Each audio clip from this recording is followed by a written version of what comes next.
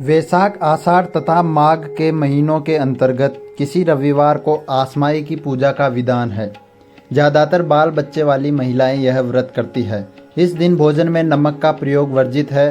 तांबूल पर सफ़ेद चंदन से पुतली बनाकर 4 कौड़ियों को रखकर पूजा की जाती है। इसके बाद चौक पूर कर कलश स्थापित करते हैं।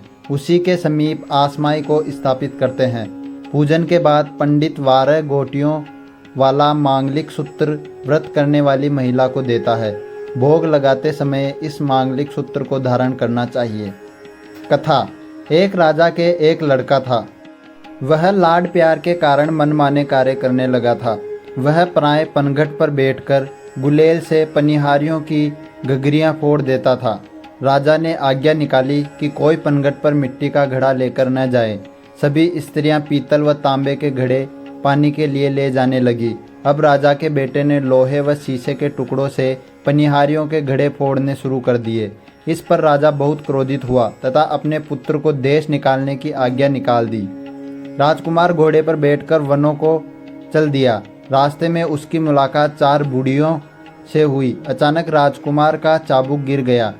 उसने घोड़े से उतरकर चाबुक उठाया तो बूढ़ियों ने समझा यह हमें प्रणाम कर रहा है, मगर नज़दीक पहुंचने पर उन 4 बूढ़ियों के पूछने पर राजकुमार बताता है कि उसने चौथी बुढ़िया आसमाई को प्रणाम किया है। इस पर आसमाई बहुत प्रसन्न हुई तथा उसे 4 कौड़ियाँ देकर आशीर्वाद दिया कि जब तक ये कौड़ियाँ तुम्हारे पास रहेगी तुम्हें कोई हरा नहीं सकेगा। समस्त कार्यों में तुम्हें सफलता मिलेगी। आसमाई देवी का आशीर्वाद पाकर राजकुमार आगे चल दिया। वह भ्रमण करता हुआ एक देश की राजधानी में पहुंचा। वहां का राजा जुआ खेलने में पारंगत था। राजकुमार ने राजा को जुए में हरा दिया तथा राजा का राजपाट जुए में जीत लिया। बूढ़े मंत्री की सलाह से राजा उसके साथ अपनी राजकुमारी का विवाह कर देता है। राजकुमारी बहुत ही शीलवान तथा सदाचारिणी थी। महल में सास ननद के अभाव में वह कपड़े की गुड़ियों द्वारा सास ननद की परिकल्पना करके उनके चरणों को आंचल पसार कर छूती तथा आशीर्वाद पाने लगी। एक दिन यह सब करते हुए राजकुमार ने देख लिया और पूछा, तुम यह क्या करती हो? राजकुमारी ने सास ननद की सेवा करने की अपनी इच्छा बताई। इस पर राजकुमार सेना लेकर अपने घर को चल दिया। अपने पिता के यहाँ पहुँचने पर उसने देखा कि उसके माँ बाप निरंतर रोते रहने से अंधे हो गए हैं। पुत्र का समाचार पाकर राजा रानी बहुत प्रसन्न हुए।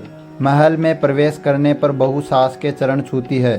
सास के आशीर्वाद से कुछ दिन बाद उनके यहाँ एक सुंदर बालक का जन्म होता है।